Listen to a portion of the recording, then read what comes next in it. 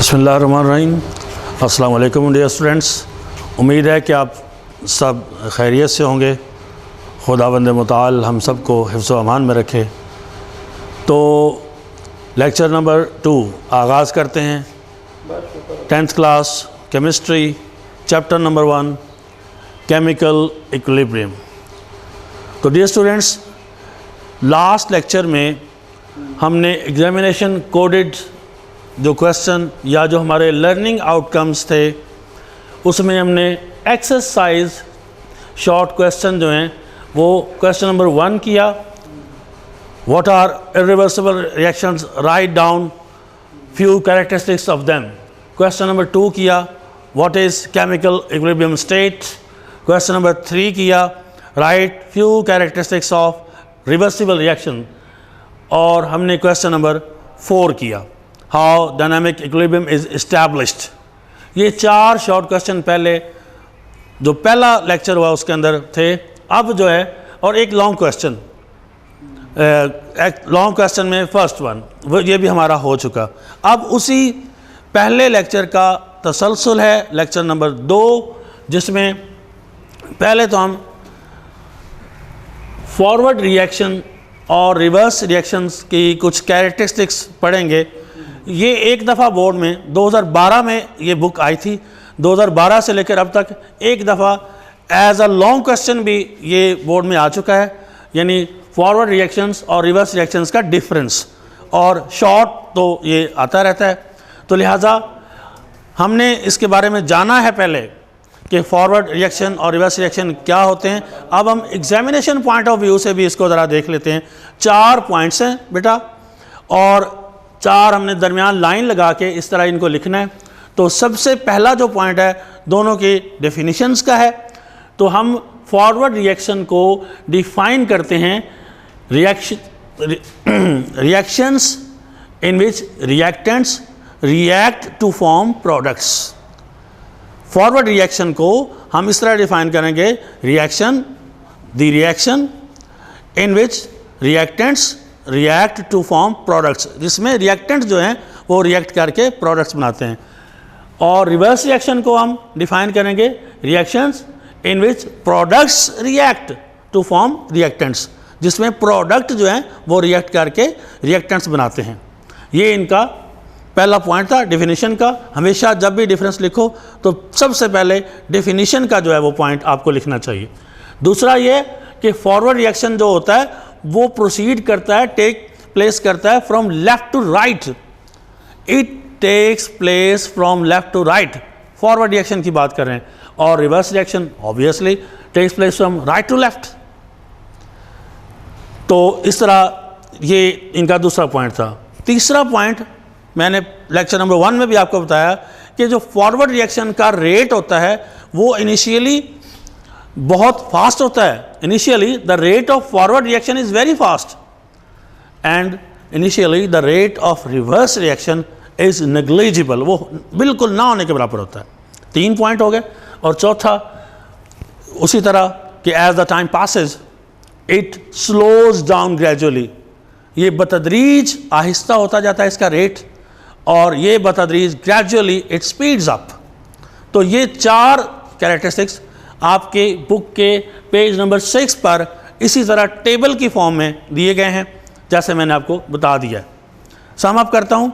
Forward reaction in which reactants react to form products. Reverse reaction in which products react to form reactants. It takes place from left to right. It takes place from right to left. Initially, the rate of forward reaction is very fast. Initially, the rate of reverse reaction is negligible. It slows down gradually. It speeds up gradually. तो ये 4 points का difference था। ये आपको short question भी आ सकता है, long भी। इसको इन डिटेल हम लेक्चर नंबर 1 में भी डिस्कस हमने किया था।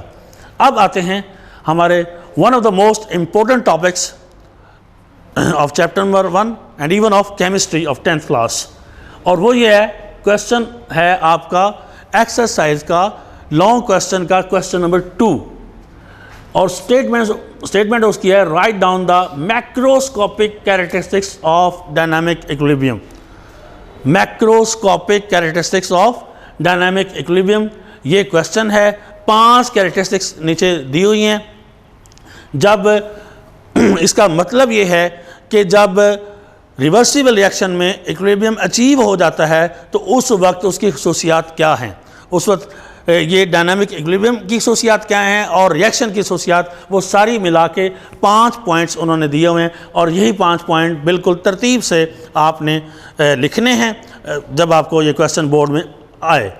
तो सबसे पहली जो इसकी कैरेक्टरिस्टिक है बेटा, सबसे पहली डायनामिक इक्विलिब्रियम की, कि ये क्लोज्ड सिस्टम में अचीव होता है। क्लोज सिस्टम से मुराद ये कि जिसमें ना कोई सब्सटेंस एंटर हो और ना लीव करे, ना उसमें अंदर दाखिल हो और ना बाहर जाए। क्लोज सिस्टम, जैसे आपने एक क्लोज फ्लास्क ली थी, H2 और I2 को मिलाया था, ऊपर उसका कॉक के जरिए उसको बंद किया था ताकि वो गैस जो है वो एस्केप ना करे, बाहर ना निकले, तो सब्सटेंसेस को अंदर ही रहना चाहिए। लेकिन ये जो पॉइंट है मैं आपको वजाहत करता चलूँ कि that is achievable only in close system, ये कोई एब्सोल्यूट बात नहीं है। गैसेस के लिए बिल्कुल ठीक है, गैसेस रिएक्शंस के लिए, लेकिन दूसरे जिस तरह एस्टेरिफिकेशन एस्टर्स वगैरह बनते हैं तो वहाँ पर जो है वो चूँकि प्रोडक्ट एस्केप नहीं करता तो वहाँ ये ज़रूरी नहीं। तो जनरली ये पॉइंट बिल्कुल ऐसे ही है इन जनरल। तो पहली जो आपने कैरेक्टरिस्टिक पढ़ी है वो ये है कि dynamic equilibrium is achievable only in closed system, system in which substances can nether leave nor enter. दूसरा जो पॉइंट है इसका वो ये है कि जब ये डायनामिक इक्विलिब्रियम अचीव हो जाता है तो उस वक्त भी रिएक्शन स्टॉप नहीं होता। Reaction does not stop, forward and reverse reactions keep on taking place but in opposite direction. तो ये डायनामिक इक्विलिब्रियम होता है, एक्चुअली बताया ये जा रहा है, ये जो है वो स्टैटिक नहीं होता। स्टैटिक इक्विलिब्रियम की डेफिनेशन जो है वो ये when reaction ceases, when the reaction ceases, जब रिएक्शन जो है वो क्लोज हो जाता है, स्टॉप हो जाता है। तो अगर मिसाल के तौर पर एक दीवार है तो उसके ऊपर कमरे की दीवार है तो फोर्सेस तो एक्ट कर रही हैं, लेकिन वो सारी फोर्सेस एक दूसरे को कैंसिल कर देती हैं और नेट फोर्स उस पर ज़ीरो है। तो वो जो दीवार होती है कमरे की वो एक इक्विलिब्रियम में है, लेकिन वो स्टैटिक इक्विलिब्रियम है, वहाँ रिएक्शन प्रोसीड नहीं कर रहा। तो ये जो इक्विलिब्रियम है ये डायनामिक है, इसमें reaction does not stop, forward and reverse reaction keep on taking place at an equal rate but in opposite directions. तो दो बातें होगी, achievable in close system, headings आपने बना लेनी अपने याद करने के लिए कि ये क्लोज सिस्टम में अचीवेबल है और इस पर रिएक्शन स्टॉप नहीं होता, रिएक्शन डज नॉट स्टॉप। तीसरी जो बात है, जब डायनामिक इक्विलिब्रियम अचीव हो जाता है तो उस वक्त, पहले नहीं, उस वक्त फिर जो रिएक्टेंट्स और प्रोडक्ट्स की अमाउंट है वो चेंज नहीं होती, क्योंकि जितने रिएक्टेंट्स प्रोडक्ट में जाएंगे उतने ही प्रोडक्ट रिएक्टेंट में आ जाएंगे, दोनों के रेट्स जो इक्वल हैं। तो डायनामिक इक्विलिब्रियम अचीव होने के बाद amount of reactants and products do not change, बल्कि यहाँ तक कि फिजिकल प्रॉपर्टीज़ जो है ना, लाइक कलर, ये भी चेंज नहीं होती, फिजिकल प्रॉपर्टीज़ भी चेंज नहीं होती। तो अमाउंट जो रिएक्टेंट्स और प्रोडक्ट की बिल्कुल चेंज नहीं होती डायनामिक इक्विलिब्रियम के इस्टेब्लिश होने के बाद। तो एक ये कैरेक्टरिस्टिक इसकी है। तो उसके बाद जो है ये चौथा पॉइंट है कि ये जो डायनामिक इक्विलिब्रियम है, क्योंकि इसमें रेट का इक्वल होना ज़रूरी है, तो अगर आप दोनों को इक्वल करना चाहते हैं तो फॉरवर्ड रेट अगर स्लो है और रिवर्स मिसाल के तौर पर फास्ट है, तो आप फॉरवर्ड जो फास्ट है उसको स्लो कर लें या जो स्लो है उसे फास्ट कर लें। तो दोनों तरफ से ये अचीव हो सकता है। तो ये इसकी प्रॉपर्टी है कि it is attainable from either way, from reactant to product और फ्रॉम प्रोडक्ट टू रिएक्टेंट।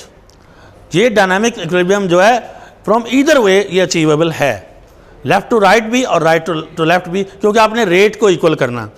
तो कंडीशन चेंज करके हम उसकी जो डायरेक्शन को भी चेंज कर लेते हैं और उसके रेट को भी स्लो या फास्ट किया जा सकता है। कंसंट्रेशन, टेम्परेचर और प्रेशर की जो कंडीशंस हैं जब हम उनको चेंज करते हैं। और इसका पांचवा और आखिरी पॉइंट भी ये है कि dynamic equilibrium can be disturbed and again achieved by changing the conditions like concentration, temperature, pressure, इनको चेंज करने से आप डायनामिक इक्विलिब्रियम जो ऑलरेडी इस्टेब्लिश हो चुका है उसको आप दोबारा डिस्टर्ब कर सकते हैं और उसे दोबारा अगेन अचीव कर सकते हैं उन कंडीशंस को चेंज करते हुए। तो ये 5 जो हैं कैरेक्टरिस्टिक प्रॉपर्टीज़, मैक्रोस्कोपिक प्रॉपर्टीज़ थी, जिसको मैं दोबारा सम अप कर देता हूँ कि ये जो डायनामिक इक्विलिब्रियम होता है ये सिर्फ क्लोज सिस्टम, आपकी बुक में जो लिखा हुआ है तो बुक को ही हमेशा फॉलो करना होता है एग्जामिनेशन पॉइंट ऑफ व्यू से, तो ये क्लोज सिस्टम में अचीवेबल है, पहली बात। दूसरी बात, रिएक्शन, इस पर रिएक्शन स्टॉप नहीं होता बल्कि forward and reverse reaction keep on taking place but in opposite direction at the same rate. तो तीसरी बात कि अमाउंट जो हैं वो रिएक्टेंट्स की और प्रोडक्ट्स की चेंज नहीं होती, यानी कंपोजिशन जो है ना रिएक्शन की वो कांस्टेंट हो जाती है डायनामिक इक्विलिब्रियम के ऊपर। चौथी बात, it is attainable from either वे। और पांचवी बात यह कि ये डिस्टर्ब हो सकता है और अगेन अचीव हो सकता है। तो ये जो है ये आपका लॉन्ग क्वेश्चन था, ये वेरी वेरी इंपॉर्टेंट। 2012 में ये लाहौर बोर्ड में 2012 के ग्रुप, फर्स्ट ग्रुप और सेकंड ग्रुप, दोनों ग्रुप्स को ये क्वेश्चन आया और 2013 में भी आया और उसके बाद भी ये आता रहता है। That is one of the most important question in the book. तो इसको आपने ये जो 5 पॉइंट हैं ये आपकी असाइनमेंट भी होगी, इसको आपने याद करके इन 5 पॉइंट्स को बाकायदा जो है वो आपने इनकी रिटन प्रैक्टिस भी करनी है। तो अजीज़ तलबा व तालिबात, ये जो हमारा आज का लेक्चर नंबर 2 है that comes to an end. इसमें हमने फॉरवर्ड और रिवर्स रिएक्शन के दरमियान डिफरेंस के 4 पॉइंट जाने और डायनामिक इक्विलिब्रियम के 5 जो है मैक्रोस्कोपिक कैरेक्टरिस्टिक्स के बारे में हमने पढ़ा, जो कि एक मोस्ट इंपॉर्टेंट क्वेश्चन में से है। इसको आपने लिखना, याद करना और लिखना है, अपना ख्याल रखना है, अपने माँ बाप का ख्याल रखना है, दुआएं करनी है सबके लिए, असातिज़ा के लिए, कौम के लिए। तो मिलते हैं फिर नेक्स्ट लेक्चर में, तब तक के लिए इजाज़त, अल्लाह हाफ़िज़।